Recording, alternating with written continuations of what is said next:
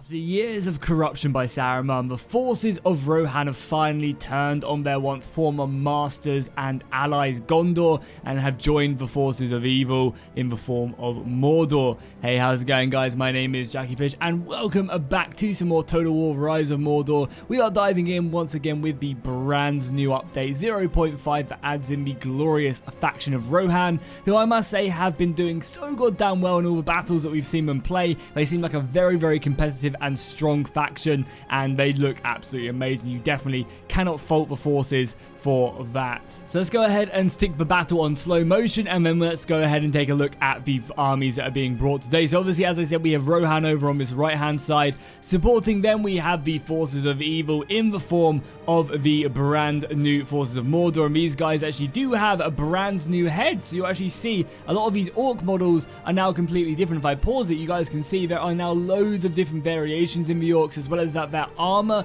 I'm not sure exactly what they've done to the armor, but they've made a ton brighter, which is amazing because, again, Attila, even with the brand new lighting, definitely just suffered from stuff just being way too dark. So it's great to see that they have actually brightened up this armor pieces, and you've seen a bunch more variants in there as well, which is just so goddamn good. You can obviously see the guards of the teeth as well, looking amazing. But yeah, all the new units, the Uruks have got completely new armor as well in their units, and obviously all these new different faces really just brings Mordor to life. And yeah, I'm just so impressed. I really am so impressed with what they've done with the past couple updates of the dwarves, and now this update is really impressive. So then over on the other side, we do obviously, as I said, have Gondor. They're going to be trying to put down this evil threat rising out of Rohan quickly and efficiently, and supporting them we do have the Wood Elves. So the Wood Elves are coming with full force to support their allies and try and repel the enemy. So let's really take a look at what some of the sides are bringing before this battle does obviously kick off. We do have the Knights of the House of Eol, and again, some pretty heavy shot cavalry, not something you're going to be wanting to receive from one side. And the Lone Rider there reinforcing as fast as he can. Over here we do have King Theoden himself leading the army into battle. You guys can see his custom model right there. Absolutely amazing. Very nice that we are starting to see some of the amazing figures of Lord of the Rings being added into character form in a unit. We then have some archers.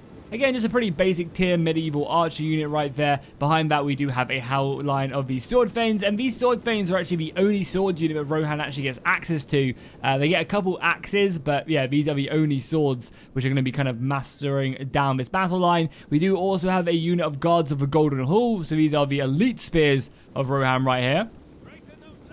And you guys can see them. You can also see the detail in the helmets as well. The horse kind of coming off the helmet is really nice detail right there. Looking absolutely amazing. Got a unit of archers and then just some more cavalry scattered around. Over on the other side, Mordor, again, you can kind of see we've got servants of the eye kind of scattered as their cavalry. That is the only cavalry that Mordor actually do get access to, so no surprise they're bringing as many of them units as they can. We then have a couple units of Uruk archers supported by some guards of the teeth, and then some Uruk throng back here. God damn, I love the new look of Mordor. I can't wait until they get a full-on, update, kind of bring them up to the new standard of Rise of Mordor. It's going to be so good. Over on the other side of things, we have the Woodland Realm. Woodland Realm don't really have the largest roster, but they are getting a couple every single update, which is nice. We have some of their basic sword infantry supported, obviously, by the archers. We have a couple units of Thranduil's elite cavalry right here, the Elkin Riders, and I'm pretty sure that is just Thranduil right there as well, ready to dive into battle. He also has two blades as well. He has a blade in one hand and a blade in another. I've actually never noticed that before, but still very nice indeed. And then we have a unit of Hall Guardians back here, their elite pole infantry. Then finally, over on Gondor's side of things, as the archer volleys do kick off, we just have the standard Gondor infantry supported by archers. We've got some cavalry back there, some Knights of Dol Amroth there, Knights of the Silver Swan, and then just some other glorious lines. And this is going to be an interesting battle, I think, on this right-hand side. Obviously, we have a massive village going in between the two battles, but I'm actually very excited to see who's going to take this battle between Gondor and Rohan, because Rohan have been putting up some serious victories over the past couple replays, really just dominating the battlefield, obviously, with their superior shot cavalry. So it's going to be very interesting to see how they actually do fare against one of the stronger factions in the form of Gondor. You know, Gondor are just really, really elite. They have a lot of very, you know, standardized infantry. So it'll be interesting to see how these two sides do pick off, especially the cavalry. You know, can these men of Rohan defeat the heavily armored knights of Gondor, you know, in them Knights of the Silver Swan? We also have some of the Uruk archers now just getting absolutely peppered by the Wood Elves. I can't imagine this is going to be a battle that the Orcs are going to really come out on top of. Obviously, a lot of the archer fire is solely focused down on these guards of the teeth as well. You can see the Elven archer fire really just trying to take down as many of these elite pole infantry as they can. And oh my god, I can't believe how much polearm infantry Mordor actually do have in this battle. I guess it's going to be hard to kill them all, even with the Elven archers, and the infantry being brought up as well, just to kind of act as kind of like a double shield. Then big new Uruk shields will hopefully be able to cover their battle line. Over on this side, we do have some of the horse archers coming in, just trying to harass the Gondorian cav as best as they can, as Gondor do push further and further forward, and the rest of the Rohan formation kind of does this reform. They're ceding the hill to Gondor, so Gondor are going to be able to come at them from this decent advantage. You can see there is a very nice elevation there. So if Rohan are eventually forced forward, they're going to have to be fighting a little bit uphill, which can be quite tiring. Over on the other side as well, we are just continuing to see this kind of skirmish off. A lot of the missile fire being pushed in. And so far, the Elven archers, yeah, aren't really doing anything. Oh my god. I mean, obviously they are firing into some really heavy infantry, but a lot of these arrows are also hitting the Uruk Throng right now, so bouncing off of their shields. And yeah, the Elven archers have almost completely spent, and they haven't really done anything. 11 kills, 16 kills, and 13. That's just not what you want from what should be some of the best archers in the game. So really nice play here by the Mordor player, covering his Guards of the Teeth and also the Morgul Legion, because he's invested heavily in these elite pole infantry, and you just do not want them going down you know, at any point in this battle, because I don't really think there's much in the way that the Woodland Realm can do against this whatsoever. Oh, we do see some big cavalry charges being brought out. Knights of the Silver Swan being thrown forward. This unit of archers about to not be in a good position if they don't get the hell out of there. Yeah, falling back immediately. But the Gondorian cavalry is going to smash into these Rohirrim archers, and that is not good whatsoever. We do have some spearmen reinforcing quite quickly to get themselves stuck in here. And these are the elite spearmen of the Mark, and they're going to be charging their way forward. Obviously, we have Theoden moving in as well. Over on this right-hand side, we've really seen a lot of cavalry clashing. Right now, the Gondor cavalry hitting in against the riders of Rohan, so these are kind of like the mid-tier riders. And as I said, I'm actually really interested to see how these matchups do play out, because Gondor do just have such like an averagely good army. I'm very interested to see if Rohan can contend with that. I mean, so far the cavalry is winning on this side. Knights of the Silver Swan bow reinforcing. That's going to be a big tell. However, Knights of the Silver Swan are better on that charge, and ideally they'd want to try and get themselves round here and maybe hit these archers and then ping pong their way in. And I think that's exactly what they're going to be trying to do right now. Cavalry charge falling back now. The Gondorian cavalry moving in and then quickly moving back out, engaging against the horse archers. But I imagine even the horse archers for Rohan are going to be doing pretty decently. Spearmen and swordsmen finally arriving to this fight. And there you go, the Knights of the Silver Swan were originally going to go after the archers, but quickly moving in and engaging the heavier shot cavalry from Rohan. What is this cavalry even classed as? It's heavy shot cavalry, and the Knights of the Silver Swan are heavy shot cavalry as well. But I've always found the shot cavalry does really well in melee anyway. You know, these guys are still heavily armored. For whatever reason, though, the cavalry did pull through, and oh my god! The Knights of... I don't know how to pronounce that. The Knights of the House got absolutely massacred there on that charge. They did not fare well, and it's only, I think, because this Knights of the Silver Swan unit is, like, glitching out. The reason why they're doing so good. Lots of infantry have now been committed to this fight, though, as they engage both horse and foot infantry. And we can see these once sworn allies now going toe-to-toe on the battle line.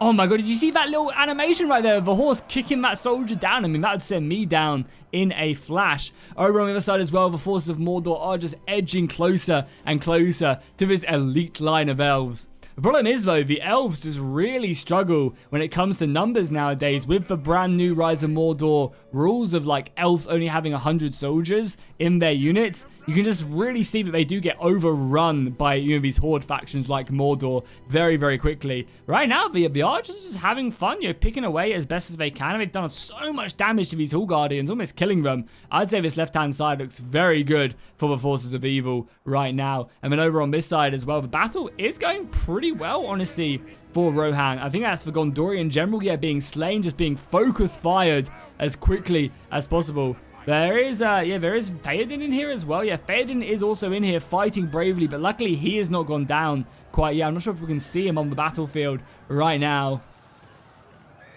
But yeah, he is still alive. I think that, no, that's not him. That's just went down. It's hard to see who's who.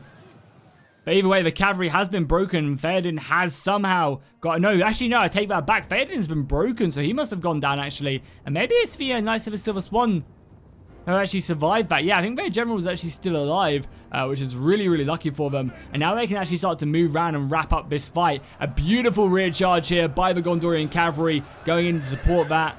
Even against heavy spearmen, though, it's not going to be doing as much damage. The heavy spearmen can take a cavalry charge fairly decently, but really pinning them into them Prince's Coast Guard very, very effectively. Archers being brought up again, and oh my god, that unit of cavalry broke with 36 horses left. And they broke under heavy missile fire. Can't believe that ended up happening. And we are now starting to see a lot of the cavalry being brought round to this battlefield. No surprise here whatsoever, because the Woodland Realm get access to, I think, 1 cavalry unit. So that does mean the Servants of the Eye, the elite shock or melee cavalry, can make their way around here. And let me tell you, the Servants of the Eye are no easy cavalry force to take down. They are really scary. And unfortunately, this unit of Gondor Cav probably needs to run for their lives, saving them Rohirrim archers right there and wrapping around. Again, they're going to try their best to volley in as many arrows as they can into this cavalry, but it's just not going to be enough. The Servants of the Eye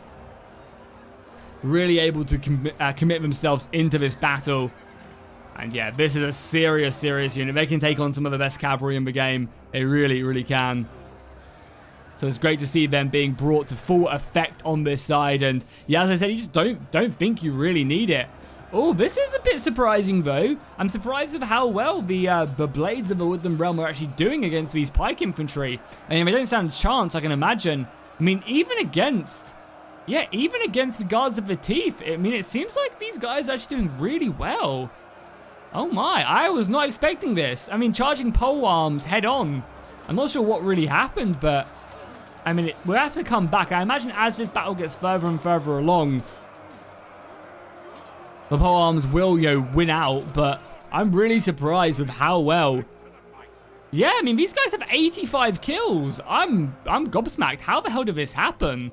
How the hell are the Elven infantry beating pole arms from the front? I mean, obviously they're elite, but maybe there was a balance change in the most recent patch. I just always assumed if you charge pole arms from the front, that's a cool animation right there, you would get taken down. And again, you can also see some of the new hair being added in as well.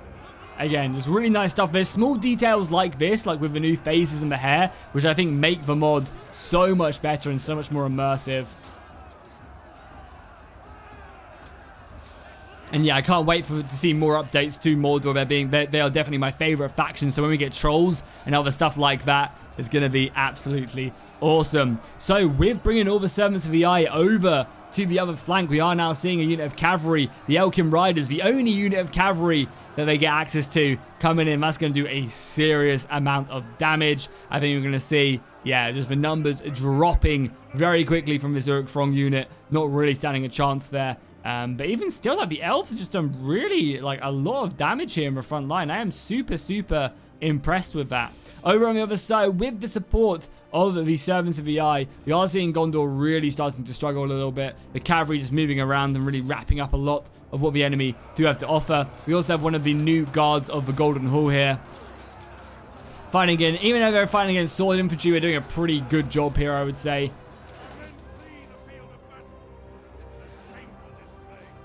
And you can see them going toe-to-toe with even Gondor swords. There is also a unit of Prince's Coast Guard here who I guess are coming in their flank, which should be enough to really support them.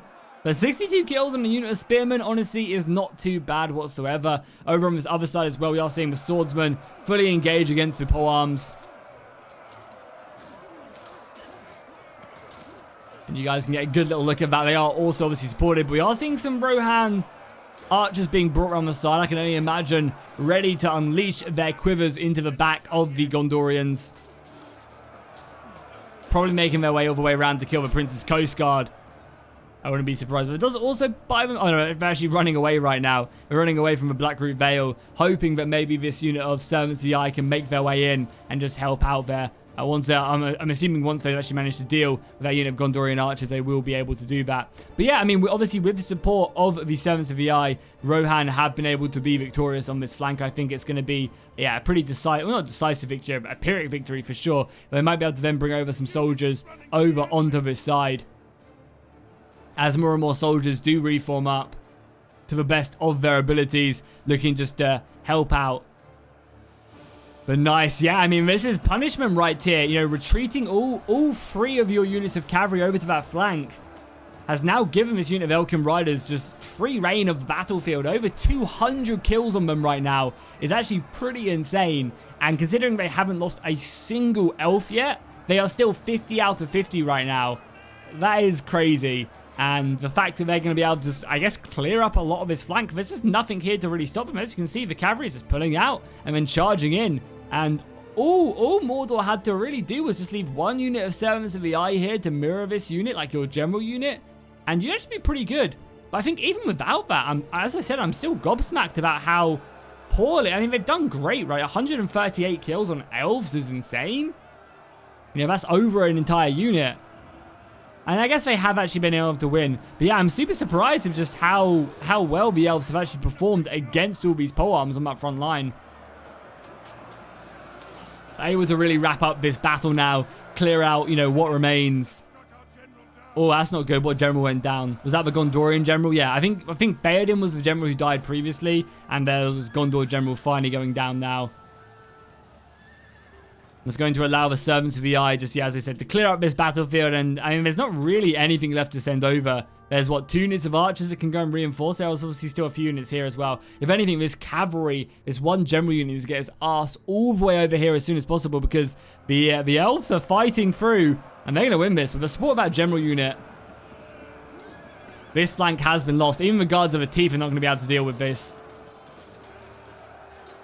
You can see them turning right now, engaging as best as they can.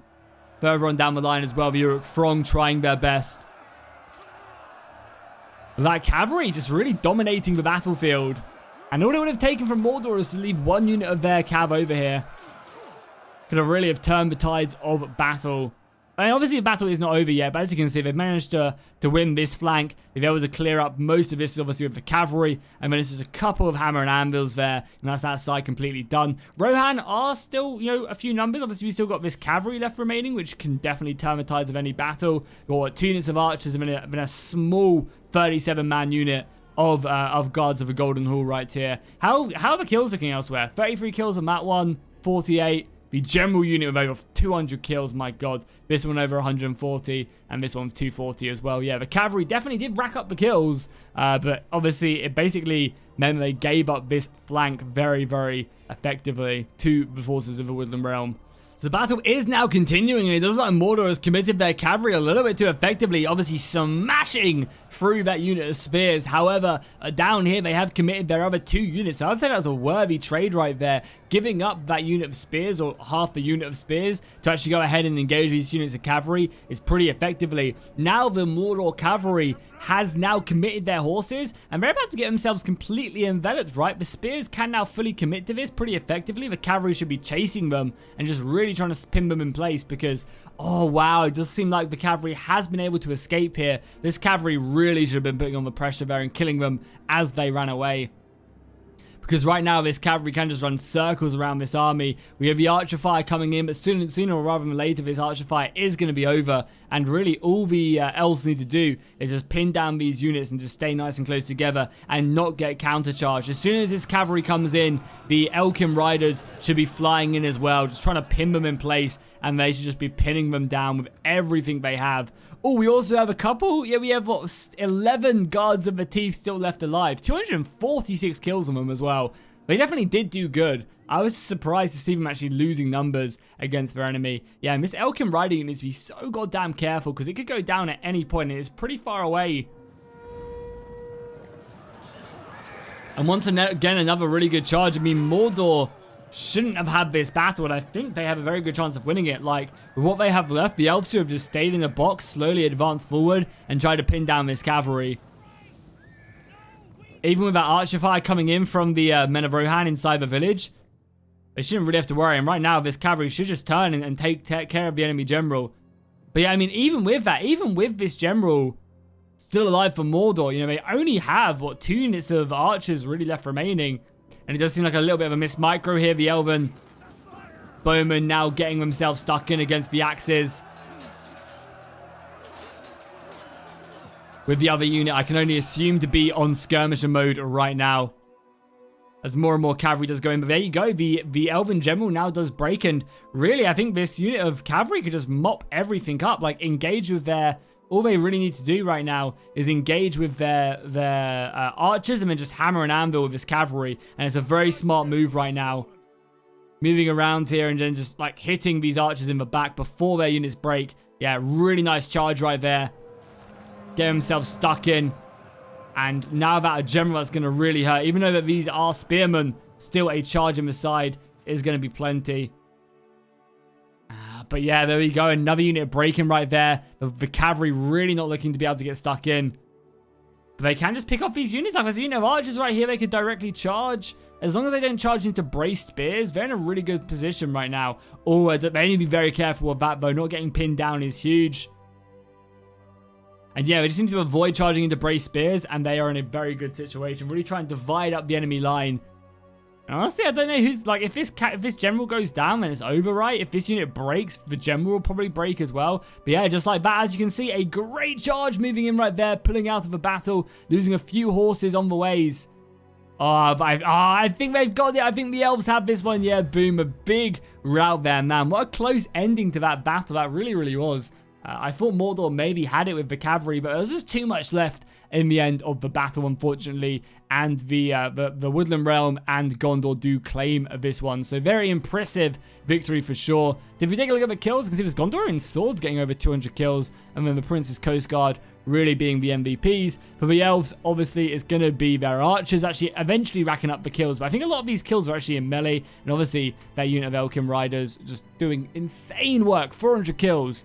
And all it would have taken to stop it is, I think, just one unit of 7th to the eye over there, and it could have been a different story. And yeah, we could have seen Mordor actually claim that flank. Over on the side of Rohan, 160 kills on their cavalry. Their Guards of Golden Hall doing good, 103 kills on that one, but nothing really standing out. The cavalry kind of didn't pop off like they have been doing. And on Mordor's side of things, again, the 7 CI coming over. And the Guards of the Teeth, sorry, doing really good as well. Unfortunately, the Morgul Legion not doing too great. And the Uruk Infantry doing the best they can against some of the best infantry in the game. So you can't fault them too much. Their job is to hold and pin the enemy in place whilst the other units do their work. So there we go, guys. That is another Rise of Mordor down on the channel. If you guys enjoy Rise of Mordor, make sure you drop a like and a comment down below. All these new updates have just been absolutely amazing. The team is working so well at the moment. I'm super impressed, honestly, with the updates, the quality of the stuff we're getting, and the future for this mod is looking brighter and brighter. I can't wait until we can take a look at the campaign once again. So if you guys enjoy this, drop a like and a comment down below. Check out the Rise of Mordor Discord, and I'll see you guys in the next one.